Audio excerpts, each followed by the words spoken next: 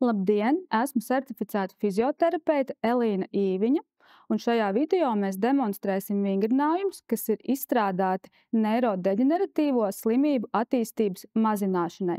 Video kopā ar manīm būs Vija. Sveiki, Vija! Vingrojuma programmas izpildē būs nepieciešams krēsls, mājās atrodama šalle, josta vai kaut kas cits, ko jūs varēsiet beigās aplikt ap pēdu. Un vēl jūs mājās atrodat mazu priekšmetu, piemēram, mīksto mantiņu vai bumbiņu vai jebko citu, ko jūs varat iedomāties paņemt rokās. Vingrojumus jūs varēsiet izpildīt stāvus pozīcijā, kā arī izmantot sēdus, izvēloties sev piemērotāko. Vēlos atgādināt, ka vingrojot sekojiet līdzi savai pašsajūtai. Ja sajūtat galvas reiboņus, elpas trūkumu, spiedošas sāpes krūtīs, sliktu dūšu vai izteiktu nogurumu, pārtrauciet vingrot, vērojiet savu pašsajūtu un nepieciešamības gadījumā vēršieties pēc medicīniskās palīdzības. Atceramies! Vingrojumos, kur izmantosiet stabilu virsmu, lai pieturētos, nepārnesiet visu svaru uz balsta roku. Izmantojiet šo stabilo virsmu kā iespēju mazliet sev palīdzēt, justies stabilāk un censties vingrojumu izpildīt ar pēc iespējas mazāku turēšanos. Priekšmeta padošana, mainot rokas. Šī vingrojuma izpildējums būs nepieciešama maza mantiņa, bumbiņa vai kāds cits mājās atrodams priekšmets. Vingrojumu varēsiet izpildīt stāvus vai izvēlēties sēdus pozīciju. Ja izvēlējāties stāvus pozīciju, kājas noturēsiet gurnu platumā un ar viegli saliektiem ceļiem.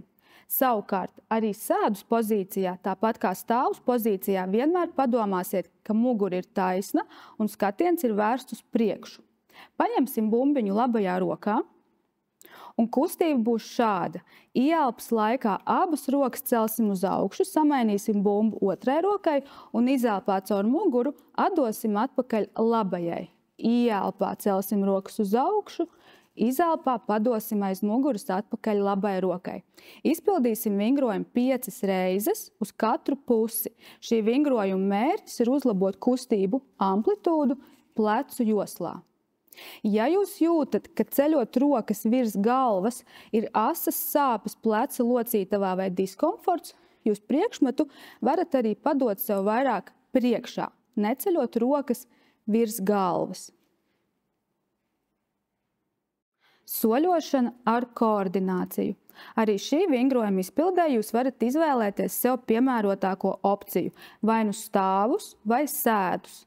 Neatkarīgi no pozīcijas, kuru izvēlēsieties, atceramies saglabāt taisnu muguru un skatienu vērst uz priekšu. Abas rokas salieksim elkoņu locītavās tuvu pie ķermeņa, labo roku pagriezīsim ar plaukstu pret griestiem, savukārt kreiso plaukstu pagriezīsim pret grīdu. Pievērsiet uzmanību, ja labā plauksta pret griestiem, tad kreisais papēdis ir atcelts no grīdas. Veiksim kustību, mainot plaukstu novietojumu un atceļot no grīdas otru papēdi. Mainām šo kustību vismaz 10 līdz 15 reizes. Šo vingrojumu mēs izpildām, lai uzlabotu kustību koordināciju un līdzsvaru. Nekas, ja sajūg, apstājieties, vēlreiz ieņemsiet sākuma pozīciju un izpildīsiet kustību.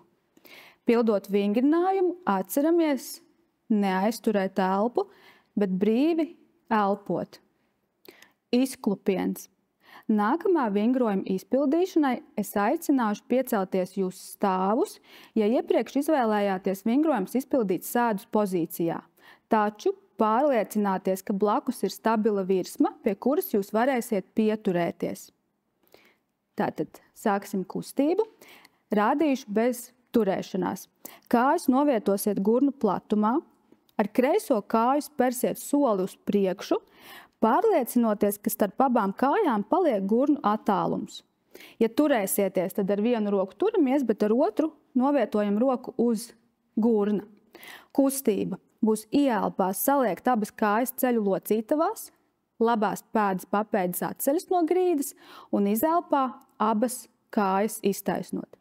Ieelpā nolaisties lejā un izelpā iztaisnoties. Veicot vingrojumu ar pieturēšanos, atceramies, ka izliekam priekšā to kāju, kas ir pretējā no rokas, ar kuru turamies. Šajā gadījumā labā. Kā jūs redzat šeit, saliecot abas kājas ceļu locītavās, sekojiet, lai labās kājas ceļgals neiet pāri labās kājas pirkstu galam, un iztaisnojot abas kājas ceļu locītavās, pārliecinieties, ka labais celis paliek nedaudz saliekts, neiztaisnojot celi līdz galam. Tad ieelpā laižamies lejā un izelpā atpakaļ sākuma pozīcijā. Pildām šo vingrojumu 10 līdz 15 reizes uz katru pusi, vai arī tik daudz reizes, lai jūs justu, ka pēdējās 2 līdz 3 izpildīt jau ir diezgan grūti. Pēc tam samainot otru kāju priekšā, atkal izpildām 10-15 reizes, vai arī tik daudz reizes, lai jūs justu, ka pēdējās 2 vai 3 ir izpildīti jau ļoti izaicinoši. Svara pārnešana. Arī šī vingrojuma izpildējas jūs aicināšu nostāties stāvus, pieturoties ar roku pie stabilas virsmas, ja tas ir nepieciešams. Kājas būs gurnu platumā, spērsiet garu soli uz priekšu. Šajā pozīcijā mēģināsim iemācīties pārnest svaru no pēdas uz pēdu. Tātad sākumā pārnesam visu ķermeņa svaru uz kreiso pēdu, atraujot labo papēdi no grīdas, un pēc tam pārnesam svaru uz labo pēdu, saliecot celi un pretējās kājas pirkstu galu atceļot no grīdas. Šī ir viena reize. Pārnest svaru uz priekšu un pārnest svaru atpakaļ uz aizmugurējo kāju. Ja izmantojam turēšanos, tad uztaisam 10 svara pārneses vienā pusē, pēc tam samainīsim puses, turoties pie krēsla ar kreiso roku un šo pašu vingrojumu izpildīsim priekšā novietojot labo kāju. Šī vingrojuma mērķis ir iemācīties pareizu svara pārnešanu no pēdas uz pēdu gaitas laikā. Soļošana uz priekšu. Šajā vingrojumā izmantosim iepriekš apgūto svara pārnešanu, bet nu jau liksim to lietā, soļojot uz priekšu. Ja jums ir nepieciešams, es aicinu pieturēties pie sienas, vai arī pildot vingrojumu bez turēšanās, nodrošināt, ka ir blakus stabila virsma, pie kuras nepieciešamības gadījumā jūs varēsiet pieturēties. Sāksim vingrojumu kā iepriekšējā pozīcijā, izliekot vienu kāju priekšā. Pieliekam pēdu pilnībā pie grīdas, un tad pildām lēni, domājot līdzi. Mēs pārnesīsim svaru uz priekšā esošo kāju, un otru kāju liksim priekšā, vispirms pie grīdas pieskaroties ar papēdi, un tikai tad pārnesot svaru uz pēdas priekšējo daļu. Mēģinam iet, domājot, ka mēs speram garāku soli, bet tā, lai tas sanāk dabiski. Ņemot vērā iespējamo platību, vai nu noiet 10 soļus uz priekšu, vai arī, piemēram, tikai 4, un tad apgriezīsieties uz otru pusi, un noiesiet vai nu atkal 10 soļus vai 4. Rekomendēju kopā noiet vismaz 20 soļus. Šī vingrojuma mērķis ir mazināt bailes no pārvietošanās, kā arī kritienu risku. Un atceramies, soļošanas laikā pirmo pie grīdas pielikt papēdi un tikai tad pārnest svaru uz pēdas priekšējo daļu. Piecelšanās no krēsla. Ja izvēlējāties vingrojumus pildīt stāvus, tad šī vingrojuma izpildējas jūs aicināšu apsēsties uz krēsla. Apsēdīsimies uz krēsla tā, lai mēs sajustu ar krēsla malu ceļu aizmugurējās daļas. Pēdas pietuvināsim nedaudz tuvāk sev. Vieglajā variantā jūs ar plaukstām turēsieties uz augšstilbiem. Es demonstrēšu mazliet grūtāku ar plaukstām uz pretējiem pleciem. Ieelpas laikā nedaudz nolaidīsim ķermeņa augšdaļu uz priekšu ar taisnu muguru un izelpā spēcīgi pēdas spiežot grīdā iztaisnosimies un ieelpā virzot sēžu uz aizmuguri atkal apsēdīsimies. Tātad ieelpā svars uz priekšu, pēdas spēcīgi spiežam grīdā, sekundi nofiksējam taisnu pozīciju un ieelpā atgriežamies sākuma pozīcijā. Ja krēsls atradīsies visu laiku ceļu aizmugurējā daļā, jūs spēsiet labāk nokontrolēt to, lai ceļgali nevirzītos pāri pirkstu galiem. Izpildām vingrojumu 10 līdz 15 reizes, vai arī tik daudz reizes, lai jūs sajustu, ka pēdējās 2 jau izpildīt ir grūti. Tad jūs varat paņemt pauzi un izpildīt šo pašu vingrojumu vēl 2 vai 3 reizes. Kombinētās darbības uzdevums. Šo vingrojumu es aicināšu veikt jūs arī stāvus, ja izmantojāt pozīciju sēdus. Stāvus pozīcijā grūtāks variants būs novietot pēdus tuvu kopā. Paņemsim rokā mantu, ko esam atraduši mājās. Un tad šeit būs ļoti svarīgi domāt kategorijās. Katru reizi jūs varētu iedomāties citu kategoriju, piemēram, dzīvnieku valsts, augu valsts, pilsētas. Vieglākā variantā izvēlēties alfabētu no sākuma līdz beigām, vai arī no beigām līdz sākumam. Kustība būs šāda. Jūs pametīsiet gaisā priekšmetu, sekojot tam ar acīm, cenšoties noķert ar otru roku, vienlaicīgi skaļi un skaidri izsakot vārdu. Video izmantosim dzīvnieku valsti.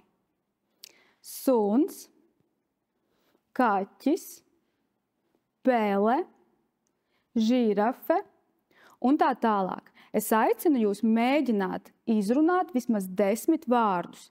Kā es minēju iepriekš, ja šis ir nedaudz sarežģīti, jūs varat izmantot alfabētu, piemēram, A, B, C un tā tālāk. Šie vingrojuma mērķis ir nodrošināt, ka jūs spējat darīt vairākas lietas vienlaicīgi. Vēl rekomendācija ir ikdienā, pastaigājoties, pie sevis skaitīt, piemēram, no 100 līdz 1, risināt kādus matemātiskus uzdevumus vai mēģināt no galvas pie sevis skaitīt kādu dzejoli. Ja iepriekšējos vingrojumus izvēlējāties pildīt sēdus, tad tagad es aicināšu jūs piecelties stāvus. Taču, atšķirībā no grūtā varianta, pēdas nenovietojam pavisam tuvu, bet atstājam tādu pēdas atstarpi starp abām pēdām, lai ir nedaudz vieglāk noturēt līdzsvaru. Un tieši tāpat saliecam abas rokas elkoņos un vai nu pametot bumbu gaisā vai padodot no rokas rokā, sekojam līdzi ar acīm un nosaucam kādu šajā video izmantoto dzīvnieku valsts pārstāvi. Kaķis, suns, aita, kaza, žirafe, bebrs. Kustības mugurkaula kakla daļā. Vingrojuma mērķis ir uzlabot kustību amplitūdu kakla daļā. Vingrojumu varam izpildīt stāvus vai atkal izvēloties sēdus pozīciju. Neatkarīgi, kuru pozīciju izvēlēsieties, nodrošināsiet, ka mugura ir taisna un skatiens ir vērsts uz priekšu. Pirmā kustība kakla daļā būs virzīt ausi pie tās pašas puses pleca. Atgriezties sākuma pozīcijā un atkārtot to pašu uz otru pusi. Izpildot kustību vismaz 5 reizes katrā virzienā. Ja ir iespējams, es aicinātu šo vingrojumu pildīt pie spoguļa, lai jūs redzētu, ka visu kustības laiku jūs tomēr paliekat ar skatienu uz priekšu. Otra kustība mugurkaula kakla daļā, ko veiksim, būs rotācija. Tātad izelpā paskatīsimies, kas notiek pāri vienam plecam, ieelpā atgriezīsimies atpakaļ pa vidu un izelpā paskatīsimies, kas notiek pāri otrajam plecam. Atkal izpildot kustību 5 reizes uz katru pusi. Izmantojot pozīciju sēdus, atceramies noturēt taisnu muguru, iztaisnojam. Sajūti, ka zodu mēs pievelkam pie sevis un ar galvas vidusdaļu tiecamies griestos. Vēlos atgādināt, kustība amplitūda ir tāda, lai jūs justos komfortabli. Nedrīkst izjust asas sāpes kakla daļā vai, kā jau minēts video sākumā, reiboņus. Krūšu muskuļu stiepšana. Šo jūs varat izpildīt stāvus vai sēdus. Ja izvēlēsieties sēdus variantu, tad apsēžaties tuvāk krēsla malai, rokas novietojot augstāk uz krēsla malas, un tad iztaisnojot abas rokas elkoņos, jūtat, kā satuvināt lāpstiņas un kā iestiepjās krūšu priekšējā daļa. Noturēsiet pozīciju 30 sekundes, atbrīvosiet un atkārtosiet vēl 2 reizes, noturot šo pašu pozīciju 30 sekundes. Tātad, lai kopā jūs esat stiepuši krūšu muskultūru 3 reizes pa 30 sekundēm. Ja izvēlējāties pozīciju stāvus, tad abas rokas sāķēsiet aiz muguras, lāpstiņas satuvināsiet, atcelsiet rokas nedaudz no ķermeņa, noturot stingru vēderpresi un neļaujot izliekties jostas daļai. Un tieši tāpat noturēsiet 30 sekundes, atbrīvosiet un vēlreiz atkārtosiet šo kustību, noturot pozīciju vismaz 30 sekundes 3 reizes. Apakšstilba mugurējās grupas muskuļu stiepšana. Šo stiepšanu varat izpildīt stāvus vai izvēlēties sēdus pozīciju. Ja izvēlēsieties pozīciju stāvus, tad atradīsiet, piemēram, krēslu, pie kura jūs varat pieturēties, kājas novietosiet gurnu platumā, kreisā kāja tiks virzīta uz aizmuguri tā, lai papēdes pieskartos grīdai, noturot pēdu taisni uz priekšu. Un tad saliecot labo kāju ceļa locītavā, noturēsiet pozīciju 30 sekundes, sajūtot iestiepumu apakšstilba mugurējā daļā. Noturēsiet 30 sekundes, samainīsiet to pašu ar otru kāju un šādi mainīsiet atkal 3 reizes ar katru kāju, noturot pozīciju vismaz 30 sekundes. Savukārt, ja izvēlējāties stiepšanu izpildīt sēdus, tad aicinu jūs atrast jostu vai šalli, ko jūs varat novietot pēdai augšdaļā, papēdi atstāt grīdā, muguru noturēt taisnu un rokas saliekt celkoņos, palīdzēs virzīt pēdas priekšējo daļu pie sevis, lai jūs sajustu iestiepumu apakšstilba mugurējā daļā. Noturēsiet pozīciju 30 sekundes, samainīsiet ar otru kāju un šādi atkārtosiet 3 reizes ar katru kāju. Lai noder mūsu demonstrētie vingrinājumi, un paldies Vijai par piedalīšanos video.